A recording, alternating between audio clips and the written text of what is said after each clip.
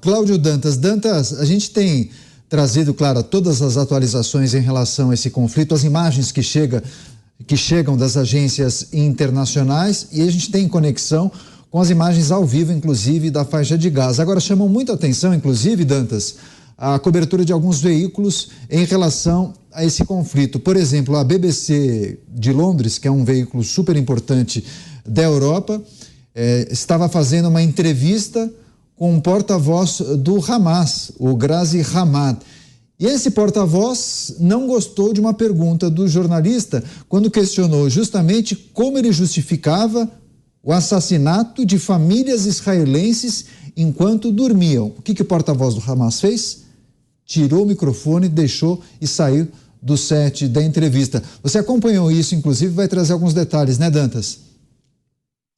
Olha, Daniel, é uma aula de jornalismo para vários coleguinhas que acompanham esse conflito e que acompanham a política de uma maneira geral, né? Não há nenhum tipo de submissão, né, do jornalista em relação a quem está sendo entrevistado. E aí aqui um elogio ao Hugo Bachega, que é o correspondente da BBC para o Oriente Médio. Realmente é digno aqui de um elogio, porque ele não fez só uma pergunta, ele encadeou uma série de perguntas para o Ghazi Hamad e foi tornando a situação do Ghazi Hamad cada vez pior, foi entrando em contradição.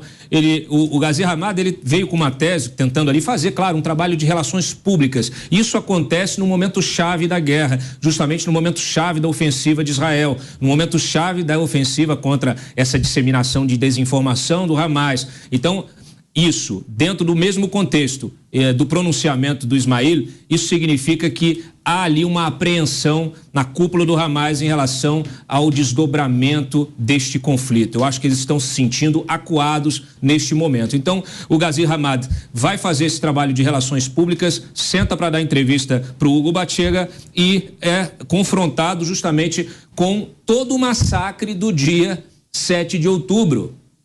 Ele pergunta, quer dizer, você disse que não é um confronto militar, mas como é que você justifica que pessoas, mais de 200 pessoas curtindo um festival de música sejam barbaramente assassinadas?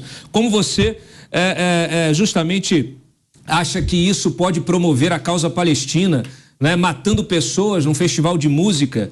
Como você justifica matar pessoas enquanto dorme? Então foi uma série de perguntas. Quando ele veio com essa, o Ghazi Hamad simplesmente tirou o microfone de lapela e deixou a entrevista. Então, que sirva de exemplo para todos os nossos jornalistas, toda a imprensa nacional e internacional, porque é para isso que serve a imprensa, para questionar, para colocar o dedo na ferida, para fiscalizar e para trazer informação fidedigna para a formação de opinião da nossa audiência. É isso. O Roberto Mota também tem o hábito de acompanhar os veículos internacionais e a maneira como é feita a cobertura desse conflito. Mota, chamou a sua atenção esse incômodo do porta-voz do Hamas, o que achou das perguntas feitas pelo jornalista da BBC e, em linhas gerais, como a imprensa internacional tem realizado esse trabalho de cobrir o conflito?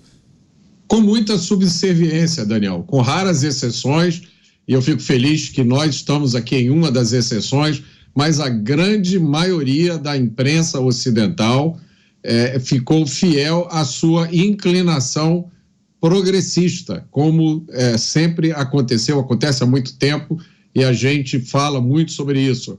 A opinião ocidental está completamente subserviente a essa visão progressista do mundo, o que significa que muita gente nas democracias ocidentais perdeu completamente a capacidade de fazer julgamentos morais. A gente, infelizmente, observa isso todos os dias, várias vezes ao dia. A gente olha, e é inacreditável a quantidade de manifestações aqui no Brasil também de apoio ao Hamas. Não é manifestação de apoio ao povo, não é manifestação de apoio a cidadãos, é manifestação de apoio a um grupo terrorista. E o que mais dói, o que mais massacra a gente, é que a maioria dessas manifestações é realizada por pessoas da mesma idade dos jovens que foram assassinados pelo Hamas naquele festival de música. A gente não pode fazer de conta que isso não está acontecendo. A gente não pode achar que isso é uma coisa normal. As instituições dos países democráticos não podem fazer cara de paisagem enquanto as ruas são ocupadas por pessoas que estão manifestando apoio aos autores de um massacre. Não pode haver espaço para a existência de um grupo como o Hamas. E não pode haver espaço para apoio público a quem realiza atos como esse. É a sobrevivência do Ocidente que está em jogo. Pois é, justamente sobre esse episódio que envolve o porta-voz do Hamas, só para a gente fechar esse giro de análises, José Maria Trindade. Zé, queria também escutar a sua posição em relação a esse incômodo que o porta-voz do Hamas teve ao ser questionado pelo jornalista da BBC, quando ele colocou o porta-voz contra a parede, dizendo qual é a justificativa que o senhor ou que o Hamas acaba dando agora para o assassinato de famílias de israelenses enquanto eles dormiam. Ele ficou muito aborrecido, para não falar outra coisa, tirou o microfone e deixou o set da gravação, o set ali da entrevista. Mas o jornalista fez o papel dele, né? Não, claro, a pergunta, eu sempre digo isso e é o meu lema, é o meu Pai Nosso. A história é a seguinte, a pergunta é do repórter, a resposta é do entrevistado. E quando o entrevistado não tem resposta para uma pergunta, geralmente ele reage com agressividade ou abandona a entrevista. Isto nós temos aqui no dia a dia, inclusive com políticos.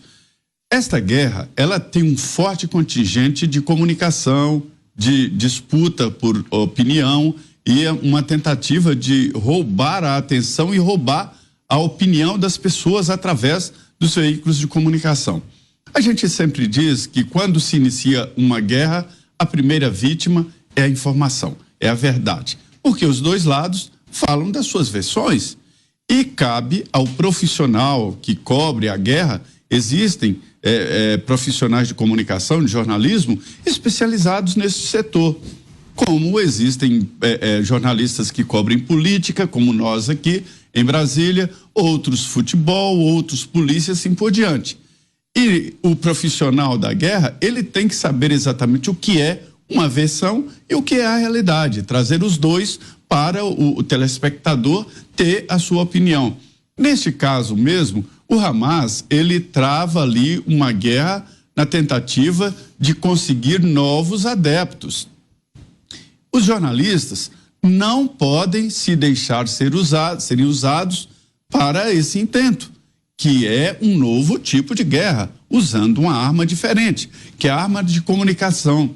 Então, acesso a esse tipo de veículo de comunicação, passando mensagens a jovens, passando mensagens a pessoas que estão ali meio em dúvida, isto é muito perigoso, porque acaba formando fanáticos que vão matar crianças, vão matar idosos, vão matar civis e considerando isso uma missão, considerando isso uma coisa banal que não é injustificável, injustificável. Até as guerras têm leis, têm critérios. Eu costumo citar aqui uma frase de que nem no vale tudo, vale tudo. Vale tudo. Aquela luta que a gente achava que valia tudo, não vale puxar cabelo, dedo nos olhos, chutes nas partes íntimas, ou seja, há regras para tudo, inclusive guerra.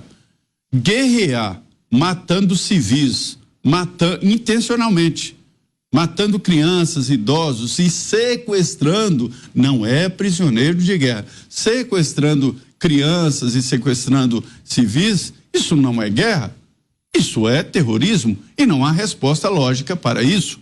E é o terceiro ponto que eu venho insistindo desta guerra. O Hamas já ganhou, espalhou terror, mostrou que tem organização e numa tentativa de mostrar a jovens e tal que, olha, venham com a gente, nós estamos fortes, isso aí ele já ganhou, já transmitiu. A última batalha desta guerra é a de comunicação. Eles vão usar imagens da incursão de Israel para mostrar ou para tentar mostrar que Israel exagerou na resposta para se ter uma ideia. ideia. Daí a falta de resposta e esse resultado com agressividade e abandono numa entrevista, né? Pois é, tem vários assuntos importantes. Essa é uma sexta-feira atípica, quente, com várias pontas, ingredientes fundamentais para a gente analisar esse conflito que entrou nesta sexta-feira no 21º dia. 3 semanas completas. Amanhã entramos na 4ª semana de conflito, 22º dia neste sábado.